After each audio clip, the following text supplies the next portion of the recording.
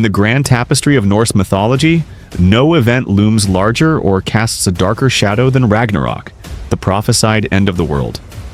The very word means twilight of the gods, or fate of the gods, and it represents not just the death of deities, but the complete destruction and rebirth of all existence. This is not a tale of hope or heroic victory, but rather a stark acknowledgement that even gods are mortal, that all things must end, and that the universe itself operates in cycles of creation and destruction. To understand Ragnarok is to glimpse into the Viking worldview where courage in the face of inevitable doom was the highest virtue. The prophecy of Ragnarok was known to the gods from ancient times, particularly to Odin, the All-Father, who had sacrificed his eye and hung himself from Yggdrasil to gain the wisdom of the runes and the sight to peer into the future. What he saw there filled even his immortal heart with dread. He witnessed a future where everything he had built, everyone he loved, and the very fabric of the 9 realms would be torn apart in a cataclysmic battle. Yet this knowledge did not paralyze him. Instead, it drove him to prepare to gather the greatest warriors in Valhalla and to make alliances and plans that might give the gods a fighting chance when that terrible day arrived. The seeds of Ragnarok were planted long before the final battle, woven into the very structure of Norse cosmology through prophecies, curses, and the existence of beings whose nature made conflict inevitable. At the heart of these dark omens were the children of Loki, the trickster god whose relationship with the Aesir gods grew increasingly strained over the centuries. Loki had 3 children with the giantess Angrboda, and each of these offspring was destined to play a crucial role in the destruction of the gods. The first child was Fenrir, a monstrous wolf whose size and strength grew so rapidly that the gods became terrified of him. They attempted to bind him with various chains, but Fenrir broke them all effortlessly. Finally, the dwarves forged a magical ribbon called Gleipnir, made from impossible things. The sound of a cat's footfall, the beard of a woman, the roots of a mountain, the sinews of a bear, the breath of a fish, and the spittle of a bird. Fenrir agreed to let them bind him with this ribbon, only if one of the gods would place their hand in his mouth as a pledge of good faith. Only Tyr, the god of war and justice, was brave enough to do this. When Fenrir discovered he could not break free from Gleipnir, he bit off Tyr's hand in rage. The great wolf remained bound, but prophecy declared that at Ragnarok he would break free and devour Odin himself. The second child was Jormungandr, the Midgard serpent, a creature so enormous that it encircled the entire world, grasping its own tail in its mouth. Odin had cast this serpent into the ocean in an attempt to contain its threat, but there it grew to apocalyptic proportions. Thor, the thunder god, had encountered Jormungandr multiple times, most famously when he went fishing with the giant Hymir and nearly pulled the serpent from the depths. The two were destined to be each other's doom, for prophecy stated that at Ragnarok, Thor would slay the serpent, but would only walk 9 steps before dying from its venom. The third child was Hel, a being half-living flesh and half-corpse, who ruled over the realm of the dead that bore her name. While Hel herself was not destined to fight at Ragnarok, her realm would empty, sending legions of the dishonored dead to join the forces arrayed against the gods. But perhaps the most tragic precursor to Ragnarok was the death of Baldur, the most beloved of all the gods. Baldur was the son of Odin and Frigg, beautiful beyond measure, kind, and wise. When Baldur began having nightmares of his own death, his mother Frigg traveled throughout the 9 realms, extracting oaths from every object, plant, animal, and element that they would not harm her son.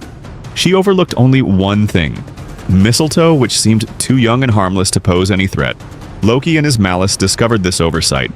He fashioned a dart or spear from mistletoe and gave it to Baldur's blind brother Hodur, during a game where the gods were amusing themselves by throwing objects at the now invulnerable Baldur. Hodur, not knowing what he held, threw the mistletoe and it pierced Baldur's heart, killing him instantly.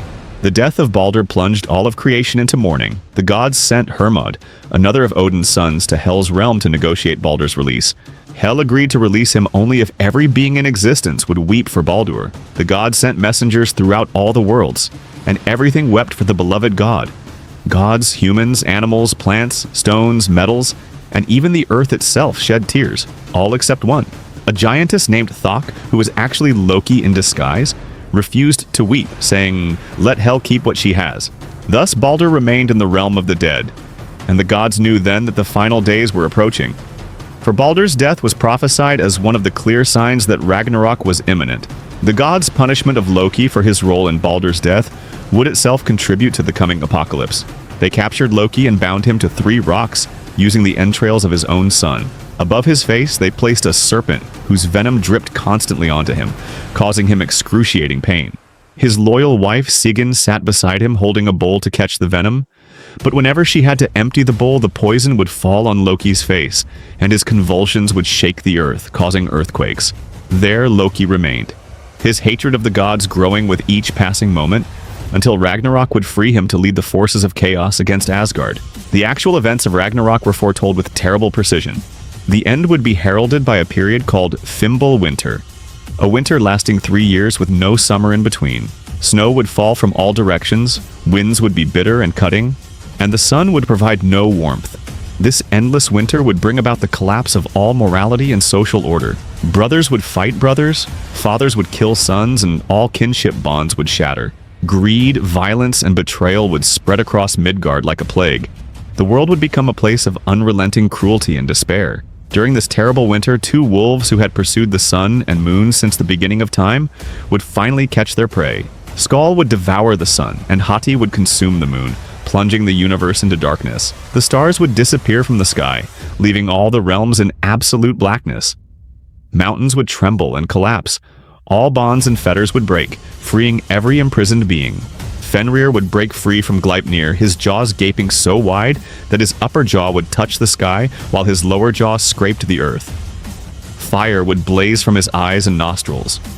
Jormungandr would rise from the ocean depths, causing massive tsunamis that would flood the lands, and the serpent's movement would poison the very air itself. The ship Naglfar, built entirely from the fingernails and toenails of the dead, would break free from its moorings and sail forth, captained by the giant Hrym, and carrying the legions of the dead from Hell's realm. Loki would break free from his bonds and join the forces of chaos. The fire giant Surtur would emerge from Muspelheim, the realm of fire, leading an army of fire giants across Bifrost, the Rainbow Bridge. The sheer weight and heat of their passage would cause the bridge to shatter and collapse. Surtur carried a flaming sword brighter than the sun itself, and everything in his path would burn. The watchman god Heimdall, who could hear grass growing and see for hundreds of miles in any direction, would sound his horn, Gjallarhorn, alerting the gods that Ragnarok had begun.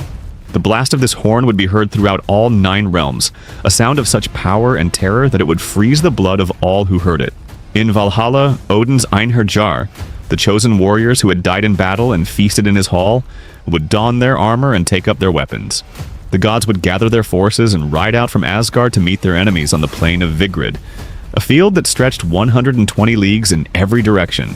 The final battle would be chaos incarnate. Odin, wearing his golden helmet and carrying his spear Gungnir, would lead the gods and Einherjar against the forces of destruction. He would seek out Fenrir, knowing that this confrontation was his destiny. The All-Father would fight valiantly, but prophecy could not be denied. Fenrir would swallow Odin whole, ending the life of the greatest of the gods. However, Odin's son Vidar would immediately avenge his father. Vidar wore a boot made from all the leather scraps that had been discarded throughout history, making it incredibly thick and strong. He would step on Fenrir's lower jaw with this boot, grab the wolf's upper jaw with his hands, and tear the beast apart. Thor would face his ancient enemy, Jormungandr, in their final confrontation. The battle between the Thunder God and the World Serpent would be epic and terrible. Thor would strike the serpent with his mighty hammer Mjolnir, delivering a blow so powerful that it would split the creature's skull and kill it. But even in death, Jormungandr would have its revenge. The serpent's venom would spray across Thor, and though the god would manage to walk 9 steps away from the dying serpent, he would collapse and die, poisoned beyond even his tremendous strength to endure. Freyr, the god of fertility and prosperity, would fight against Surtur, the fire giant. This battle was doomed from the start, for Freyr had once given away his magical sword to win the hand of the giantess Gerd, and now he faced Surtur armed only with an antler. Despite his courage, Freyr would fall before Surtur's burning blade.